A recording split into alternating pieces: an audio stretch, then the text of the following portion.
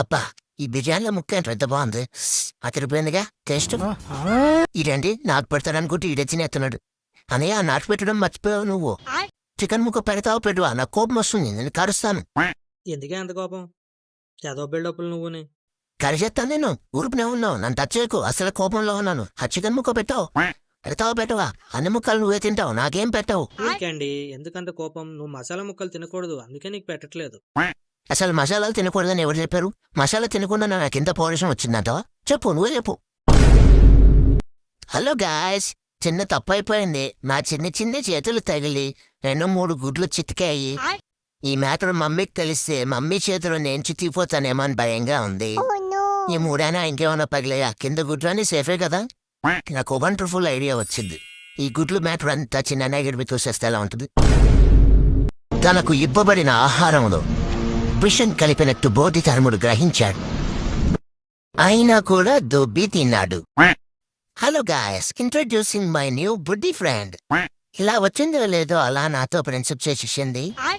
బుడ్డి, మన ఇద్దరం ఆడుకుందామా? దొంగపోలేజ్ ఆట ఆడదామా? ఫస్ట్ నన్నెల్లో పట్టుకో, ఫస్ట్ దగ్గర రా.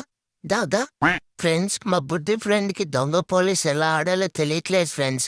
నేను ఇక్కడ దాక్కుంటే పట్టుకోలేకపోతుంది, యాక్చువల్లీ కూర్చుంది. బుడ్డిది లైన్ లోకి వచ్చేసింది. దా పట్టుకో, నన్ను ముట్టుకుంటే నేను అవుట్, తర్వాత నువ్వు, ఓకేనా?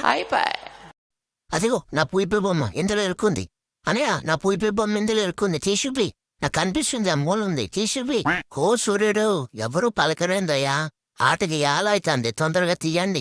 ఎవడు తీయట్లే, ఇంక నేనే తీసుకుంటా. సువేరా తీరా. ఏంటి పెద్ద బీజం వేసినది అందట్లేదు?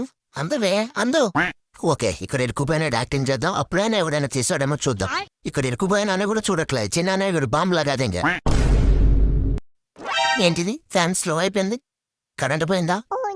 ఓ షేట్, అసలు ఉక్కబోస్తుంది. ఈ తొక్కలో కూడా ఇప్పుడు పోవాలా? షేట్ మ్యాన్. పెద్దనే గడిపేట ఫోన్ క్లిప్తున్నాడే, బాగా ఖాళీగా ఉన్నట్టున్నాడు.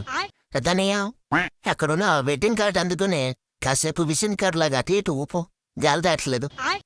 అది అమ్మతో ఉండాలి, స్పీడ్ పెంచు. అది మాంగే మా ఏంటి స్పీడ్ పెరగట్లేదు? వద్దని టిఫిన్ తినలేదా నువ్వు? ఎనర్జీ లేనట్టు ఊపుతున్నావు. అది ఏంటిడు నాకు ఊపమంటీడు ఉన్నాడు.